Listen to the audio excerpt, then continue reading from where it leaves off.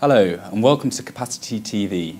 Today we are joined by Michael Wheeler, Executive Vice President of IP Global Network at NTT America. Welcome, Michael. Thanks, Alex. Good to be here. What factors are driving the demand for connectivity throughout the Americas? The core driving factor is video, which is not just true for the Americas, it's true kind of globally. But people leveraging video from sharing content with their friends and family through social networking, as well as just video distribution from various content sources through everything from Netflix to Hulu to any over-the-top environment you could think of. So that's the real driving factor right now.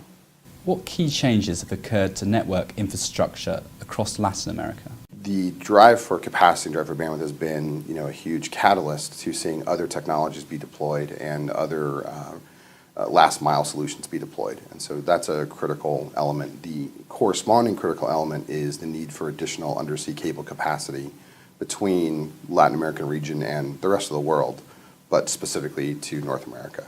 How has NTT America played a supporting role in the thirst for connectivity between the Americas? So at this point, we have certainly played a supporting role in that we are a user of some of the capacity between North America and Latin America. We deployed our POP in Sao Paulo last year and are looking at adding new locations on the network in Latin America in the next year to 2 years.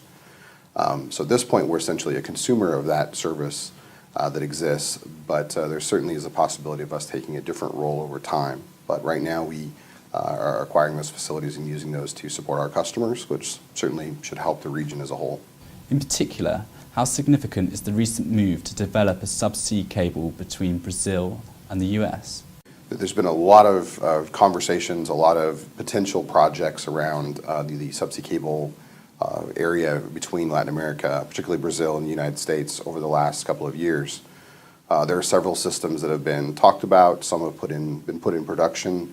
Others are still just being talked about. So you've got certainly a system that Telmex is deploying. AT&T has been talking about a system of their own. And there have been a combination of at least 3 or 4 other kind of consortium-based systems that would be out there. And consortium's probably a loose word in this sense, not so much looking at a series of telecoms who would all band together, but in some cases a combination of telecoms and other types of players who want to deploy systems. But working as a joint effort, not just a standalone group doing it independently on their own. So those discussions have been going on for a while, and we hope to see, just from a sheer demand for capacity perspective, hope to see some of those take shape and come to fruition over the next couple of years.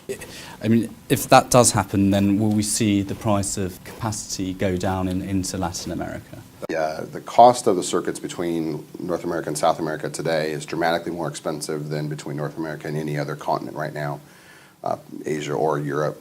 So that would be helpful not only for an operator like ourselves, but certainly for the end users, particularly in that region. So having more supply, we certainly would hope would have effect on the pricing that exists in that path particularly.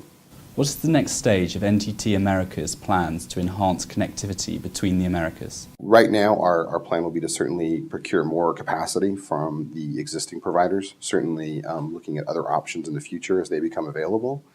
And then adding additional locations to our network on a global basis in the region. So there are certainly other major markets that we will be looking at deploying points of presence in the next year to 2 years. Right now we're in Sao Paulo, but there's certainly 4 or 5 obvious next step marketplaces that we'll be looking at and identifying which will be in the right progression for us to launch in those markets as well. So the combination of those things we believe will be helpful to the market and certainly helpful to our customers. Thank you, Michael. No problem.